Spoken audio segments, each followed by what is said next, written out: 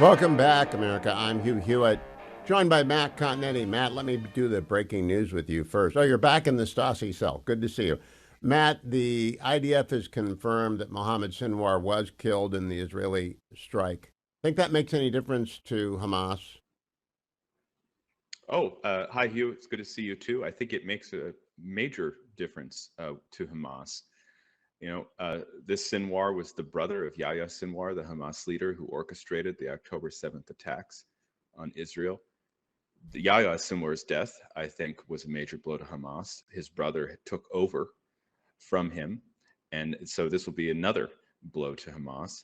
And, it comes at a moment when I think Hamas is reeling. It's true they released Adon Alexander through negotiations with the United States. For all we know, with no conditions. We don't know if there were any conditions to that deal. And there's now this precipice that Hamas is on where, with Donald Trump leaving the region, Israel may go in force and enact their plan to truly finish the war against Hamas. And, it's notable, President Trump has not said to Israel, don't do it. So Israel now has the permission, I think, to continue this fight. And this latest killing of Sinwar was a great blow and victory for the IDF. Yeah, I gave the trip, and we'll come back to the trip, an A plus. And with an asterisk, I'm not sure about the Syria lifting of sanctions, but the dog that didn't bark mattered to me. Nobody said a word when in the middle of the president's progress from Saudi Arabia to Qatar to UAE, the Israelis blow up the hospital and got Sinwar. Not a word. It's not like Joe Biden, Jake Sullivan, and Tony Blinken wringing their hands and Kamala Harris studying the maps of Rafah. Instead, they do what you got to do, baby. And I think that war will be over in a couple of months, and I hope they get the hostages. Matt, I want to begin by saying I just took your name in vain with Sam Feist, who is the new head of C-SPAN, because he's starting a new show in the fall called Ceasefire. I said, that's great. Let me give you some names of some young conservatives: Matt Continetti, Ben Domenech, Mary Catherine Ham, Guy Benson, Sir Michael Singleton, the guys from Ruthless, Bethany Mandel. I could name Seth as well. There are a lot of young 40-something conservatives out there who I think would make a great TV show. I mean, I grew up on the McLaughlin Group and the Washington Weekend Review, and they're all gone now. Do you think that there's any opening there for serious people sitting around talking about serious subjects the way podcasts do, but on a network? Well, Hugh, you're always putting us to work. You're telling us to do all these podcasts and get them out early in the morning so you can listen to them on your trundle. And now you're recommending us for the C-SPAN show. I think it's an interesting idea. I love the title, Ceasefire, which is a pun off of Crossfire. And the title, of course, was coined by one of my journalistic heroes, Michael Kinsley. He's on the other side of the political spectrum than I am, but he was a great editor of magazines in the 1980s and 90s. So Ceasefire, it's an interesting concept. They want to kind of turn down the temperature, have a good civil discussions between right and left. It seemed to me from the article I read today that they're interested in having the lawmakers have this type of conversation. But if they want to ask me or Mary Catherine or Guy or Ben, of course, we'd be welcome to do it. Yeah, Sam produced Crossfire for years, and Sam's a very good producer. And I think the problem with lawmakers is, and God, I love you all. This is not personal. There's a bell curve in lawmakers from the dullest of the dull to the most sparkling. Not everyone can be Senator from Louisiana Kennedy, right? Not everyone can be that funny. And there are a lot of them that are stiffs. So, I mean, good luck to you if you go with lawmakers. But I think it could really work if they went out and they found serious writers and thinkers from the left and the right.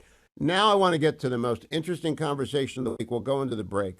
It was on yesterday's commentary podcast, and I delayed my trundling until I could listen to it.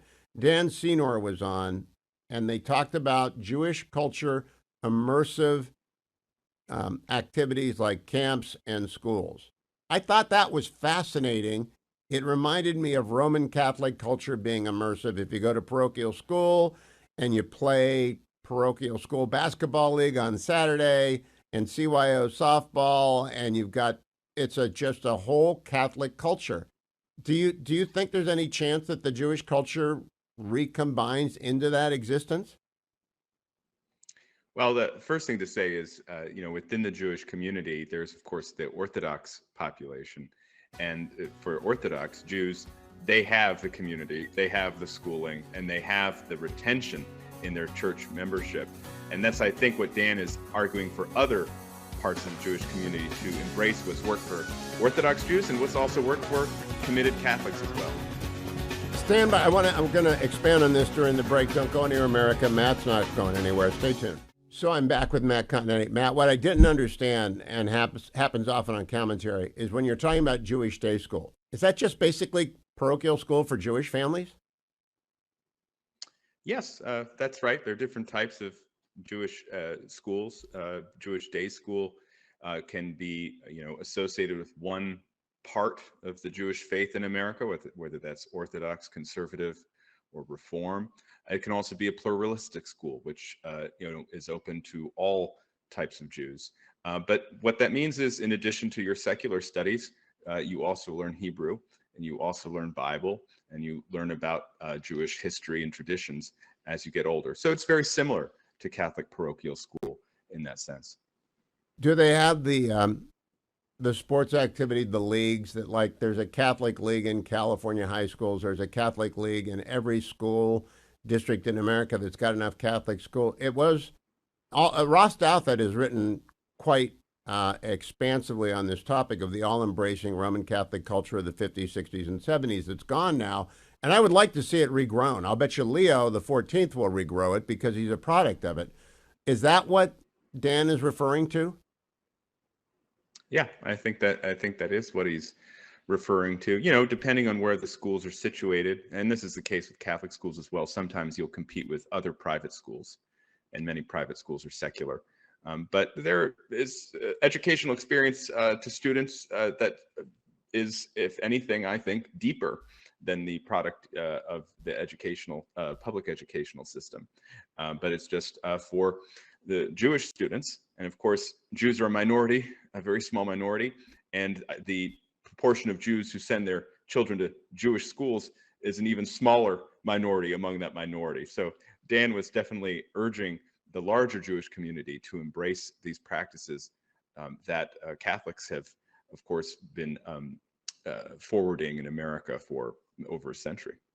There's a funny one-woman show out there, funny at least to people who grew up Catholic, called Late Night Catechism, and a nun it's a one-woman show, and she uses the line, "Your parents sacrificed to put you here," because it costs $300 a year, which was a big lift in the '60s for even middle-class families. Is Jewish day school out of reach of most Jewish families? It depends on the school, Hugh. But it is a private school tuition, of course, and so there are families that just the economics don't work. They think that public school is the cheaper alternative. Why pay twice, right? You pay for public school with your taxes, and then of course you have to pay tuition. But what I'm fascinated by is this Supreme Court case about Kansas, or maybe Oklahoma. Oklahoma, right, about the Catholic charter applying for public funds. And I think the court may rule that that is an acceptable use of public funds.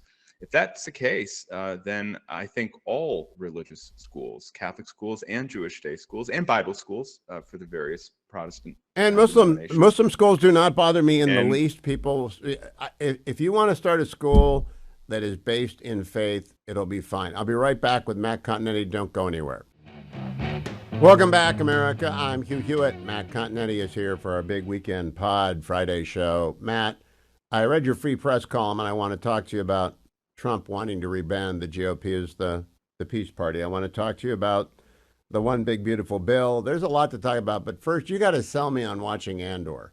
You didn't get much time, but you tried to recommend Andor, and my eyes went up. I was out trundling. I said, "I'm not sure about Andor. Tell me more." It's a hard sell for people who aren't into Star Wars to tell them that the most interesting political thriller that I've watched in years is set in the Star Wars George Lucas fantasy universe. But it's the funniest thing. I think that you could watch the show Andor on Disney Plus, not knowing anything about Star Wars, not seeing any of the movies, and yet you'd be really interested in this political storyline. And it's a show that's about kind of how revolutions start. It's a show about what it's like to live under the thumb of an autocratic, totalitarian regime. There's a lot of suspense, a lot of good writing. So yeah, so I gave it the best I could to persuade people to watch Andor, even though I know it's a hard sell if you're not It's a big inclined to lift. like After I'm the character. done with Mobland, the Fetching Mrs. Hewitt and Yeah. I got her to watch Mobland, and she's enduring, even though it gets bad. It's Guy Ritchie, so it gets more Guy Ritchie every week. But she's hooked on that. So when we're done, tell me what you think. I'm very excited about Leo, the 14th. All my 60-year-old friends of 60 years are all excited about Leo because he's probably got the same album collection we do in his brother's garage somewhere. What do you think of Leo? I like him. And I say that, he's only been in the office for not even 2 weeks. He's going to be formally installed this coming weekend. And I note that both Vice President Vance and Secretary of State Rubio will attend that mass. I think the reason people are responding so positively, Hugh, is you just get the sense from Pope Leo of intellectual humility and kind of a sense that he's not there to pronounce on every subject. He's not there to totally change the church in any radical way, but he's there to build bridges within the Roman Catholic Church and also to, kind of spend his political capital wisely. It's interesting to hear how he's becoming very interested in artificial intelligence, and he wants to spend a lot of time thinking about how we can maintain humanistic principles and the dignity of the human person amidst this technological revolution. So from what I've seen, I think I'm like a lot of people. I think he's really interesting, and I'm looking forward to his papacy. Little Catholic inside baseball, Matt. There's something called a consistory where cardinals are elevated from the bishops. And Francis, who was, and I have to go to confession, I guess, about this. I've been pretty critical of Francis after his death. May he rest in peace. He ignored really wonderful bishops in America, like Archbishop Chaput in Philadelphia and Archbishop Gomez in L.A., and he promoted rather marginal people who were lefties, and he put lefties in big positions, and he ignored very successful bishops. So when Leo does a couple of consistories, if you see Gomez and Chaput in there, then I will say with you, okay, he really does. Pontifex means bridge builder, bridge maker, bridge. And so I'll look for that. Now let's get down to brass tacks. What'd you make of the Middle Eastern trip? I thought it was very successful. I thought it was successful on a political level. All of the news coming out of the trip every single day, all of the visuals, the hair dance, the camels, the fighter jet escorts, all of it was very impressive. I think Donald Trump was a success in communicating the vision of his second-term foreign policy with that amazing speech in Riyadh, where he kind of said, this is a new era in the world. I'm a new president. I'm now interested in trade. I'm not interested in lecturing other governments. So it's going to be interest-based, economics-based, and the way to ensure a peace with the United States is to engage in commercial relationships with the United States, not to be a hostile power, but also in return, the United States won't be lecturing you about various issues, whether it's the progressive agenda or, even human rights and democracy, right? That those are kind of on the back burner. But overall, I thought it was extremely successful, and I think it will help him, as he returns to the United States and has to deal with some of these pressing legislative battles. I would not have put in the line about that was clearly a shot at W, whether or not the president knew it was a shot at W about looking into the soul of people. Because then he went and he did it with the head of Syria. He did with the head of Syria what Bush did with Putin. And so I thought that was kind of odd. But I very much like bringing home the business. And when you say $1.4 trillion of UAE dollars, that's real money. And it's going into AI facilities there and here. We need that. They need that. And Little Sparta's been our ally in every war for 20 years. They're our real anchor in the Middle East. I was very glad to see him end the trip there, not begin it there. Your thoughts on that? Yeah, I think it's important. I think what you see in these first months of Trump's foreign policy is he's slowly building up the American position vis-a-vis the People's Republic of China. So he's talking about the Panama Canal. He's talking about Greenland. Then he makes the trade announcement with China. We essentially get to an embargo, but then they make a deal, right, with China. He's making a deal with the United Kingdom. He intervenes to mediate, a very classically American role in the world, to mediate the conflict between India and Pakistan. India, of course, our ally, Pakistan leaning more toward China. And now he's reaching out and making these deals for chips with the UAE as a way to, and Saudi Arabia, as a way to expand the universe of American AI as opposed to Chinese AI. So this is what I see Donald Trump doing. He's using American economic might to build an anti-China coalition, not in the military ways that we normally think about containment, but in the economic and technological ways. And this has great promise if it's successful. And of course, as Trump pointed out, and he also gave this very interesting talk to the troops in Qatar yesterday, you always have to rely on a strong military as the ultimate backstop. Yeah, I'll be right back with Matt Continetti. Don't go anywhere. I got another segment with Matt. Stay tuned. We'll put it all on the Big Weekend Pod. I'm Hugh Hewitt. I'm back with Matt Continetti. Matt, I don't know if you read Megan McArdle's wonderful book a few years ago, The Upside of Down, and it was about failure and learning about sunk costs. Donald Trump has absolutely no sunk costs. He does not carry around one sunk cost, not an ounce of regret about anything, and he just cuts losses immediately and moves forward. That's why I think he's pretty nimble on his feet when he changes direction.